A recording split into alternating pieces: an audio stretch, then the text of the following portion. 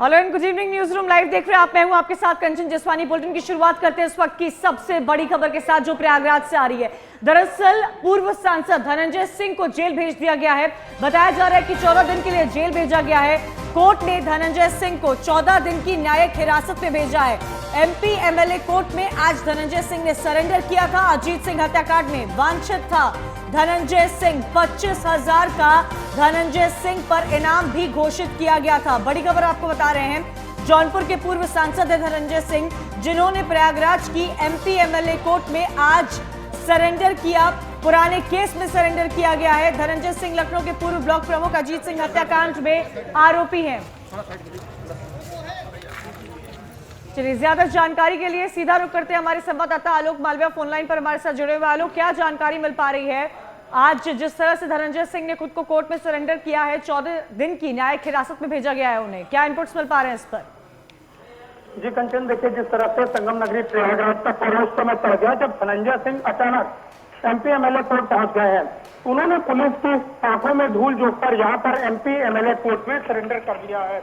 हालांकि उनका जो जमानतदार है उससे पहले से ही जमानत वापस ले ली थी और जहाँ पर जो धनंजय सिंह पहुंचे हैं वो वकीलों के घेरे में पहुंचे हैं और वकीलों की व्हाइट ड्रेस और नीली जींस में बाकायदा उन्होंने एंट्री किया है और उसकी करने के बाद वो सीधे एमपी एमएलए कोर्ट पे पहुंचे और वहां पर उन्होंने अपना सरेंडर कर दिया है।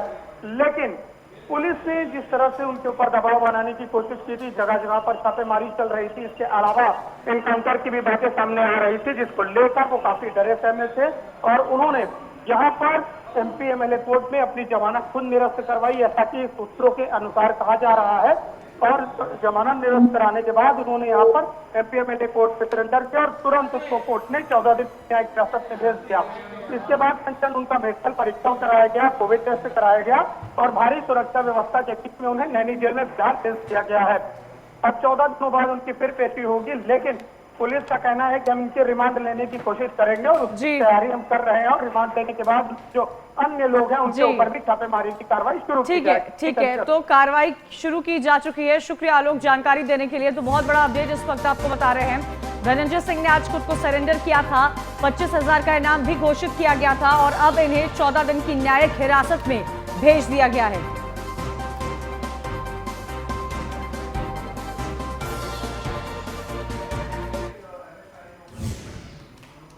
चलिए, अगली बड़ी खबर का रुख करते हैं, वो भी अजीत सिंह हत्याकांड से ही जुड़ी हुई आ रही है। दूसरे शूटर ने भी सरेंडर कर लिया है। बताया जा रहा है कि सीजेएम के कोर्ट में दूसरे शूटर ने सरेंडर किया है। शूटर अंकुर पर भी 25,000 का इनाम घोषित था। तो हत्याकांड के दूसरे शूटर ने भी आज सरेंडर किया है। इस वक्त की बड़ा अपडेट आपको दे रहे हैं, अजीत सिंह हत्याकांड से जुड़ा हुआ है। शूटर अंकुर ने सीजेएम कोर्ट में खुद को सरेंडर किया है। पहले धनंजय सिंह ने सरेंडर किया, उसके बाद अंकुर ने खुद को सरेंडर किया है। दोनों पर 25,000 का इनाम घोषित किया गया था। बहुत बड़ी खबर इस वक्त आ रही है, शूटर अंकित ने सीजेएम कोर्ट में खुद को सरेंडर किया है। अंकुर पर 25,000 का इनाम भी घोषित था।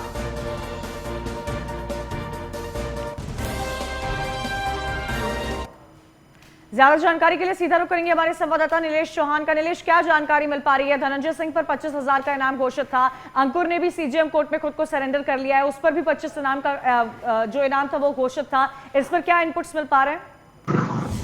देखिए, 6 जनवरी को राजधानी लखनऊ में सनसनी केस वारदात को सूत्रों के द्वारा अंजाम दिया जाता है। इस हत्याकांड का नाम अजीत धनंजय सिंह से जोड़ा जा रहा था। अजीत सिंह को 32 गोलियां मारी गई थी, जिसके बाद उनकी निर्मम हत्या हो गई थी। इस पूरे मामले में जो इन्वॉल्व लोग थे, चाहे वो शूटर हो या फिर धनंजय सिंह, उनकी पड़ताल लगातार लखनऊ पुलिस कर रही थी। एसटीएफ की टीमें लगाई गई थी इनकी गिरफ्तारी को लेकर। आज धनंजय सिंह ने एक और जहां एमपी एमएलए कोर्ट में खुद को सरेंडर किया, उसके बाद अंकुर ने लखनऊ के सीजेएम कोर्ट में खुद को सरेंडर कर दिया। दोनों के ऊपर 25-25 हजार रुपए का इनाम लखनऊ पुलिस घोषित कर रखा था। अंकुर की बात करें तो अंकुर पूरे मामले में शूटर के रूप में अजीत सिंह की हत्या कांड में शामिल था। तो लगातार पुलिस की आंखों में धूल झोंककर अंकुर जो था वो फरार चल रहा था। आज जो उसने सीजेएम कोर्ट में खुद को सरेंडर कर दिया है। तो पूरे मामले को अगर देखा जाए तो कहीं ना कहीं जब लखनऊ में इस तरीके की घटना को अंजाम देकर अपराधी फरार हो गए थे, तो लखनऊ पुलिस के लिए भी एक बड़ा सिरदर्द था कि कैसे इस पूरी घटना का खुलासा किया जाए जो अपराधी हैं। उनको कैसे गिरफ्तार करके जेल के पीछे भेजा जाए। आज जब अंकुर ने खुद को सीजेएम कोर्ट में सरेंडर किया है तो कहीं ना कहीं अब लखनऊ पुलिस अंकुर को रिमांड पर लेगी और उनसे पूछताछ करेगी कि इस पूरे वारदात पे चलिए तो पूछताछ की जाएगी। बड़ा अपडेट यहाँ पर आ रहा है, शूटर अंकुर ने सीजेएम कोर्ट से सरेंडर कर दिया। शुक्रिया नीलेश जानकारी के लिए। आगे बढ़ते हैं, प्रयागराज से अगली अहम खबर आ रही है जहां पर बाहुबली विजय मिश्रा के खिलाफ कार्रवाई की गई है। पुलिस ने ये बड़ी कार्रवाई की है बाहुबली के खिलाफ। प्रयागराज से बहुत बड़ा अपडेट यहाँ सामने आ रहा है जहां बाहुबली विधायक विजय मिश्रा के खिलाफ कार्रवाई की गई है। आलापुर पुलिस चौकी के बगल विजय टावर पर कार्रवाई हुई है। विजय टावर पर कार्रवाई करने पहुंची थी पीडीए और पुलिस की टीम। पीडीए और पुलिस ने विजय टावर को धराशायी कर दिया है। बहुत बड़ा अपडेट इस वक्त आपको दे रहे हैं। देखिए तस्वीरें भी साथ ही साथ आपको दिखा रहे हैं। तस्वीरें देखकर अंदाजा लगाया जा सकता है कि एक तरह से किस तरह बाहुबली विधायक के खिलाफ ये बड़ी कार्रवाई और एक्शन में नजर आई है पुलिस के साथ साथ पीडीए और पुलिस ने मिलकर विजय टावर को धराशायी कर दिया है। तो पूरी तरह से इस टावर को धराशायी किया गया है। तस्वीरें भी आपको साथ ही साथ दिखा रहे। चलिए ज्यादा जानकारी के लिए सीधा रुख करेंगे हमारे संवाददाता आलोक मालविया फोनलाइन पर हमारे साथ जुड़े हुए। आलोक, क्या जानकारी मिल पा रही है? तस्वीरें साफ तौर से हम देख सकते हैं कि किस तरह विजय टावर को बुरी तरह से धराशायी किया गया है। जी बिल्कुल, जैसा कि बाहुबली विधायक विजय मिश्रा, इनके जो मकान है वो अल्लाहपुर इलाके में कई जगह पर बनाए गए थे और इन्होंने अवैध निर्माण कराया हुआ था बिना प्रयागराज विकास प्राधिकरण के नक्शा पास कराए थे। इसी दौरान पहले से मकान को जमींदोज किया गया और जमींदोज करने के बाद इनका एक ड्रीम प्रोजेक्ट था। इन्होंने अपना एक टावर बनाया था जो कि शॉपिंग मॉल है और इस शॉपिंग मॉल के ऊपर की जो बिल्डिंग थी वो पूरी तरह से अवैध, उसे प्रयागराज विकास प्राधिकरण ने ध्वस्त किया। उसके बाद इनकी नीचे की बिल्डिंगों की बातचीत चल रही थी, लेकिन इन्होंने ये बात बताई कि पूरी जो हमारी है उसके नक्शे पास है। इसी बात की जो मुकदमेबाजी चल रही थी और मुकदमेबाजी को जैसे ही प्रयागराज विकास प्राधिकरण ने जीता है उसने तुरंत इनके बुलडोजर से इनके घर को आज जमींदोज करने का प्रयास कर पूरे जो बिल्डिंग है उस बिल्डिंग को गिरा दिया है। प्रयागराज विकास प्राधिकरण की ये जो 50वीं कार्रवाई है, 50वीं कार्रवाई के साथ उनकी और भी आगे कार्रवाई जारी रहेगी, जैसा कि प्रयागराज विकास प्राधिकरण ने बताया है। जी कंचन। शुक्रिया आलोक जानकारी के लिए। चलिए आगे बढ़ते हैं, अगली खबर आ रही है जहां पर एक वीडियो वायरल हो रहा है। बीजेपी जिला अध्यक्ष का वीडियो वायरल हो रहा है। साफ तौर पर बीजेपी के जिला अध्यक्ष ने अपनी गुंडागर्दी दिखाई है, दारोगा के सामने अपने तेवर भी दिखाए हैं। गोंडा से यह अहम खबर आ रही है जहां बीजेपी जिला अध्यक्ष की गुंडागर्दी देखने को मिली है। सूर्य नारायण तिवारी की दबंगई का एक और वीडियो वायरल हो रहा है। बीजेपी जिला अध्यक्ष और पुलिस के बीच में बवाल हुआ है। जरा इस वीडियो को सुनिए। क्या गाली दिया मैंने? क्या गाली दिया मैंने? ये मारने लगेंगे, बता रहे हैं अभी मारने लगूंगा। बोलिए, फिर से बोलिए, फिर से बोलिए। मोबाइल अपनी ये हाँ देखिए देखिए, ये मारने दौड़ रहे हैं हमको। ये देखिए हमको मारने दौड़ रहे हैं। ये हमको मारने की धमकी दे रहे हैं, हमको मारने की धमकी दे रहे हैं थाने के अंदर जो है। क्या गाली दिया मैंने? क्या गाली दिया मैंने? ये देखिए, ये बीजेपी के जिला अध्यक्ष जी हैं। ये बीजेपी के जिला अध्यक्ष जी हैं। ये बहन माता ही गाली दे रहे हैं।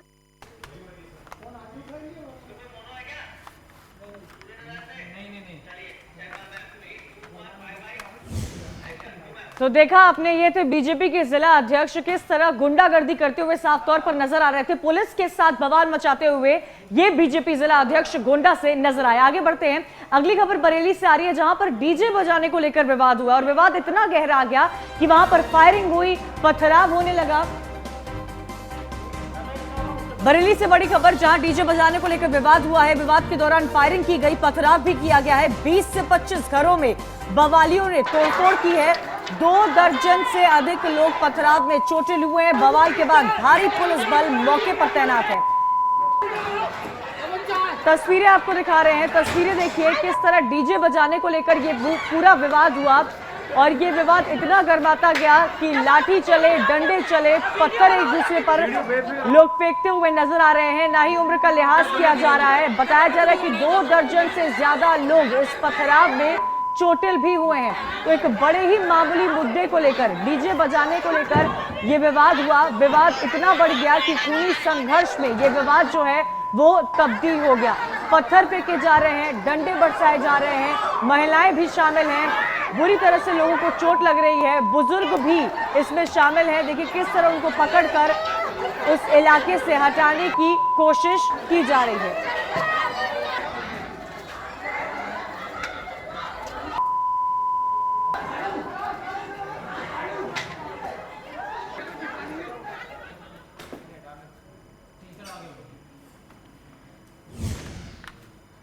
चलिए आगे बढ़ते हैं। अगली अहम खबर कानपुर से आ रही है, जहां पर विवाद में फंसते हुए नजर आ रहे हैं डॉक्टर सिंह, और विवाद कई मुद्दों को लेकर यहां पर विवाद गर्माता जा रहा है। कानपुर से अहम खबर है, विवादों के घेरे में कृषि विवि के कुलपति डॉक्टर डीआर सिंह मंडल आयुक्त की जांच में दोषी पाए गए हैं। कुलपति डॉक्टर डीआर सिंह मामले में कार्रवाई करते हुए शासन ने वित्तीय छीना है, भर्ती अधिकार भी छीना है। वित्तीय अनियमितता और केवी के वैज्ञानिकों पर मेहरबानी को लेकर शिकायत की गई थी। विवादित प्रोफेसर पर कुलपति की मेहरबानियों पर चर्चा आम रही है। हाईकोर्ट के स्टे ऑर्डर के बावजूद भी विवादित प्रोफेसर्स को प्रोन्नति देने का आरोप लगाया गया है। 12 दिन में कांटीन शिकायतें कर दिया गया। अब तक 6 जांचें हो चुकी हैं। 6 जांचों में होंगे विश्वविद्यालय प्रशासन पूरा दोषी है। वर्तमान कुलपति दोषी है क्योंकि इनको बराबर दे रहे हैं, पदनाम देने जा रहे हैं सहायक प्राध्यापक एसोसिएट प्रोफेसर, जबकि नहीं दिया सकता है। ना सहायक प्राध्यापक दिया था बिना इसके एक्ट के 4D के चयनित है। ये सब ऐसे ही चयनित किए गए, मतलब ऐसे कर दिए बन लिए गए। 2081 की बात है, लगभग 165 पोस्ट आ गए हैं। तो इसकी जांच हुई जाके तो जांच 2017 में हुई, तो इसमें आगे जांच की तो उसमें 20 करोड़ घोटाला निकला था इनका, 20 करोड़। अब तक लगभग 2 अरब। ज्यादा जानकारी के लिए सीधा रुख करेंगे रमन का, हमारे संवाददाता हमारे साथ जुड़े हुए। रमन, क्या जानकारी मिली है, क्योंकि ऐसा पहली बार नहीं हुआ है जब विवादों के घेरे में घिरे हुए हैं डॉक्टर सिंह।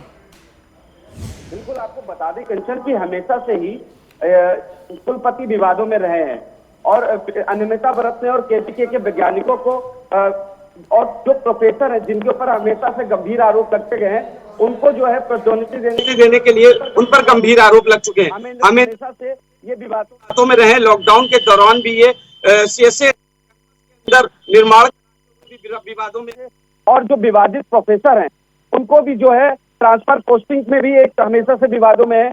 इनकी शिकायत कानपुर के कई भाजपा नेताओं ने और सांसदों ने भी की, लेकिन इन पर अभी तक कोई भी कार्रवाई नहीं हुई। और हाई कोर्ट के स्टे के बाद भी उन्होंने जो विवादित प्रोफेसर हैं उनको पोस्टिंग दे दी, जिसकी शिकायत महेश बघेल नाम के एक व्यक्ति ने यहाँ के कमिश्नर की थी। कमिश्नर ने इस पूरे मामले में जांच के आदेश दे दिए हैं। शेखर बोबडे जो कमिश्नर है कानपुर के, उन्होंने इस पूरे मामले में इनको दोषी भी पाया है, और अब इन पर क्या कार्रवाई होगी ये देखने वाली बात होगी। कंचन,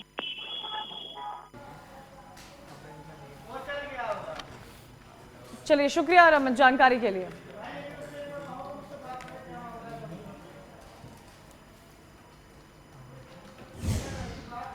आगे बढ़ते हैं। कृषि कानून को लेकर आंदोलन जारी है और इन्हीं 3 बॉर्डर्स पर, सिंघू, टिकरी और गाजीपुर बॉर्डर पर किसान 100 दिन से बैठे हुए हैं। इसी पर खास बातचीत की है न्यूज़ वन इंडिया ने नरेश टिकैत से। देखिए खास रिपोर्ट। कृषि कानूनों को लेकर लंबे समय से किसान आंदोलन पर हैं। दिल्ली बॉर्डर पर लगातार आंदोलन चल रहा है। उस आंदोलन को आज 100 दिन पूरे हो चुके हैं। अब इस आंदोलन में क्या आगे की रणनीति रहेंगी, इसी पर बातचीत करने के लिए हमारे साथ मौजूद है भारतीय किसान यूनियन के राष्ट्रीय अध्यक्ष चौधरी नरेश टिकैत जी। इनसे पूछेंगे क्या है आगे की रणनीति। चौधरी साहब, क्या आगे की रणनीति रहेगी इस आंदोलन में? नहीं, रणनीति तो आगे की तो कुछ नहीं रहती। रणनीति तो साथ के साथ ही बनती रहे, एक दिन बीतता रहे, रणनीति बनती रहे। हमने तो यही मूड में हो गए, मगर बस 100 दिन तक पहले बात निमट लगती तो 1 शतक पूरा लग गया। अब तो किसानों ने मूड बना लिया नहीं हटा जाने का, और ना हटने का कारण यूँ भी है कि अब तो गाजीपुर बॉर्डर है, सिंधु बॉर्डर है और तिगरी बॉर्डर है। अब तो एक जगह ही है वो, अगर वहाँ जोर ज़बरदस्ती तक किसान हटाए गए तो ये फिर गांवों में फैल लगा, ये काफ़ी मुश्किल हो जाएगा काम। अब तो एक 3 ही जगह है, वो सपना ठीक है। एक ध्यान वही है कि भाई हमारा आंदोलन चल रहा है अपना, वहाँ टिगरी बॉर्डर पे है, सिंधु बॉर्डर और गाजीपुर बॉर्डर। और फिर जब गांवों में फैल जाएगा, गांवों में बड़ी बड़ी सभाएँ होगी, 10-10, 15-15 हज़ार या सभा होगी, एक ज़िले में 5-5, 7-7 सभा होगी, तो जब देखो जब कितना मुश्किल हो जाएगा। तो सब पहले लगातार सरकार बात कर रही थी, अब काफ़ी दिन से बात नहीं हुई, तो क्या हुआ? क्या कोई न्योता नहीं आ रहा बात करने के लिए? नहीं, हम भी नहीं चाह रहे। मैं भी नहीं, उनके मूड में भी नहीं है कुछ बातचीत करने का, कोई मूड नहीं है उनका। तो हमें भी कोई ज़रूरत नहीं। हमने भी हमने को ऐसा डाल लिया कि भाई नहीं, सरकार में कुछ काम नहीं चले तो चलता रहेगा काम। तो ये आंदोलन कब तक चलेगा, क्या दिशा रहेगी अब इसकी? कुछ पता नहीं। आंदोलन किसान पीछे नहीं हटे। किसी को ज़्यादा और टूटने का हक भी है उनका, जो वे सरकार में भी उनकी अच्छी छवि नहीं रह रही और किसानों बन नहीं रही, तो वे बीच में कहाँ जाएंगे। एक तरफ तो एक जगह तो चुनेंगे, चाहे तो सरकार को चुनेंगे चाहे किसानों के बीच को चुनेंगे। और हम तो यही कहे किसानों को चुनना चाहो न, किसानों के बीच में रहना। आगे किसानों तो ये बात है जिन्हें राजनीति करनी तो किसानों के उसमें रहेंगे, मुझे भी अच्छा लगे। तो टिकैत साहब का साथ कहना है कि 100 दिन हुए हैं, अब ये लड़ाई चलती रहेगी और तब तक चलेगी जब तक ये समाधान पूरा नहीं होता, कृषि कानून बिल वापस नहीं लिए जाते। मुजफ्फरनगर से सचिन जौहरी। न्यूज रूम लाइव देख रहे हैं आप। सीधा बढ़ते अगली खबर की तरफ जो लखनऊ से आ रही है। एक ऑनलाइन मीटिंग के दौरान भाषा का गलत इस्तेमाल किया गया है, अभद्र भाषा का इस्तेमाल किया गया है। प्रमुख सचिव समाज कल्याण की तरफ से आपको बता दें, बीएल मीणा ने मीटिंग में अधिकारियों से अभद्र भाषा का प्रयोग किया। अभद्र भाषा से आहत हुए निदेशक बालकृष्ण त्रिपाठी की तबियत अचानक से बिगड़ जाती है। निदेशक को गोमती नगर के एक प्राइवेट हॉस्पिटल में एडमिट कराया गया। प्रमुख सचिव की हरकत से विभागीय अधिकारियों और कर्मचारियों में आक्रोश है। समाज कल्याण विभाग के मुख्यालय में धरना दे रहे हैं कर्मचारी। धरने के दौरान प्रमुख सचिव पर कार्रवाई करने की मांग भी की जा रही है और मांग न पूरी होने पर कर्मचारी कार्य का बहिष्कार करेंगे।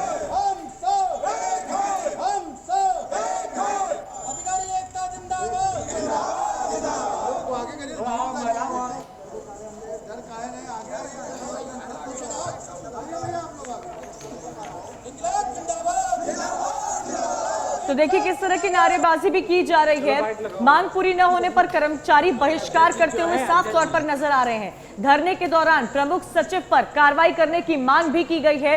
तस्वीरें भी साथ ही साथ आपको लखनऊ से दिखा रहे हैं। देखिए क्या आक्रोश कर्मचारियों में, नारेबाजी की जा रही है। भाषा की मर्यादा को भूलने के लिए इन सभी कर्मचारियों ने एकजुट होकर नारेबाजी की है और प्रमुख सचिव के खिलाफ कार्रवाई करने की मांग की जा रही है। कार्य को बहिष्कार कर दिया गया है। किस तरह कैंपस के बाहर देखिए एकजुट होकर ये सारे कर्मचारी नजर आ रहे हैं। ज्यादा जानकारी के लिए सीधा रुख करेंगे हमारे संवाददाता नीलेश चौहान का। नीलेश, क्या जानकारी मिल पा रही है? तस्वीरें हमने साफ तौर पर उन कर्मचारियों की देखी है जिन्होंने कार्यक्रम को बहिष्कार करने की कोशिश की और यह भी कहा जा रहा है कि प्रमुख सचिव के खिलाफ कोई बड़ी कार्रवाई की जाए। देखिए बिल्कुल आपको बता दूं कि कल समाज कल्याण विभाग की एक बड़ी बैठक चल रही थी, वर्चुअल बैठक थी। ऑनलाइन सभी कर्मचारियों और अधिकारियों को जोड़ा गया था, जिस दौरान जो मुख्य सचिव समाज कल्याण है बीएल मीणा, उनके ऊपर आरोप लगाया गया है और कहा जा रहा है कर्मचारियों के द्वारा कि वर्चुअल बैठक के दौरान, वर्चुअल मीटिंग के दौरान इनके द्वारा अभद्र भाषा का प्रयोग किया गया था, जिसके बाद जो निदेशक थे उनकी तबियत बिगड़ गई थी। गोमती नगर के एक निजी अस्पताल में उनको भर्ती कराया गया था। कल से अगर आज तक की तस्वीरों की बात करें तो समाज कल्याण विभाग के लगभग सारे कर्मचारी और अधिकारी एक साथ आकर बीएल मीणा के खिलाफ मोर्चा खोल चुके हैं। आज की अगर हम बात करें तो सुबह से ही समाज कल्याण विभाग के बाहर प्रदर्शनों का दौर शुरू हो गया और कर्मचारियों की साफ तौर पर मांग है कि मुख्य सचिव के ऊपर सख्त कार्रवाई की जाए, क्योंकि जिस तरीके से ऑनलाइन मीटिंग के दौरान बीएल मीणा ने अभद्र भाषा का प्रयोग किया, कर्मचारियों की एक नहीं सुनी और लगातार अभद्र भाषा का प्रयोग करते रहे। इन आरोपों के साथ लगातार कर्मचारी लामबंद है और एक साथ उनका ऐलान हुआ है कि अगर ठीक है, शुक्रिया जानकारी के लिए। तो देखिए किस तरह कर्मचारी जो है अभद्र भाषा का विरोध करते हुए एक साथ नजर आए हैं।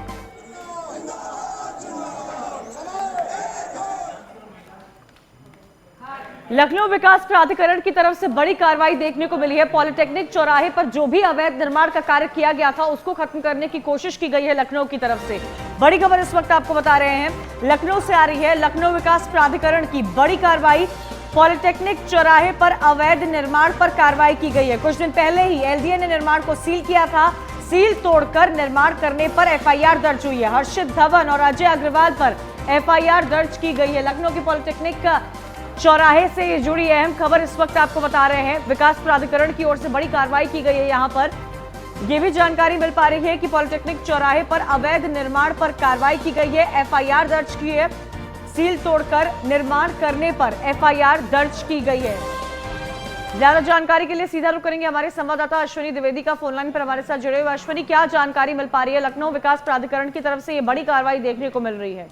निश्चित तौर बता दूं आपको, जब से डीएम अभिषेक जो अक्षय प्रकाश है उनको एलडीए का चार्ज मिला, तब से वाकई में बड़ी कार्रवाई हो, चाहे वो मुख्तार अंसारी के कार्रवाई हो, चाहे अन्य लोगों से संबंधित कार्रवाई हो।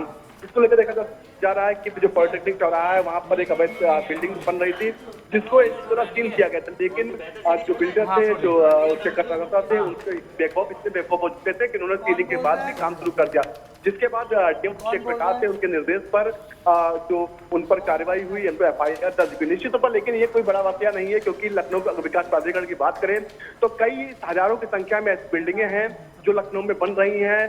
केवल कागजी कार्रवाई होती है, लेकिन जमीनी हकीकत अगर देखी जाती है तो वो वहां पर बनके तैयार हो जाती है और कागजों पर सील भी हो जाती है। निश्चित तौर पर इस तरह की कार्रवाई अगर होती रही लगातार, वाकई में जमीन पर दिखाई। शुक्रिया अश्विनी जानकारी के लिए। चलिए आगे बढ़ते, अगली खबर मथुरा से आ रही है, जहां पर बीजेपी नेताओं के ठुमके देखने को मिले हैं।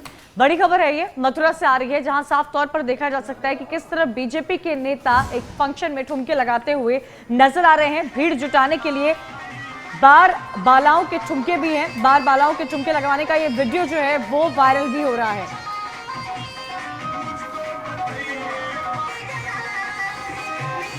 मांड विधानसभा से पूर्व विधायक प्रत्याशी हैं एसके शर्मा। पार्टी की छवि को धूमिल करने की कोशिश की जा रही है। यहां पर मांड विधानसभा के लमतोरी गांव में यह जनसभा थी, जहां पर बीजेपी नेता की जनसभा में ठुमके भी लगाए गए हैं।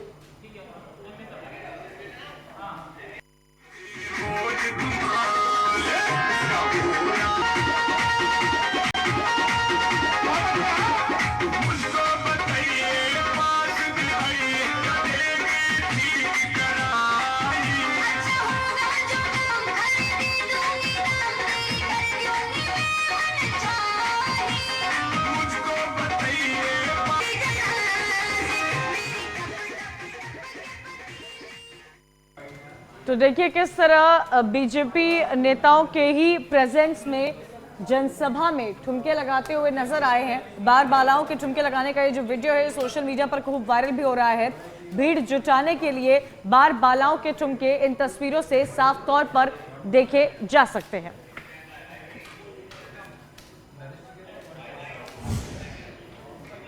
इसी के साथ आज न्यूज रूम लाइव में इतना ही। कल फिर होगी मुलाकात और खबरों के साथ, लेकिन इसके बाद 6:30 बजे देखिए महाराष्ट्र से जुड़ी अहम खबरें आज महाराष्ट्र में।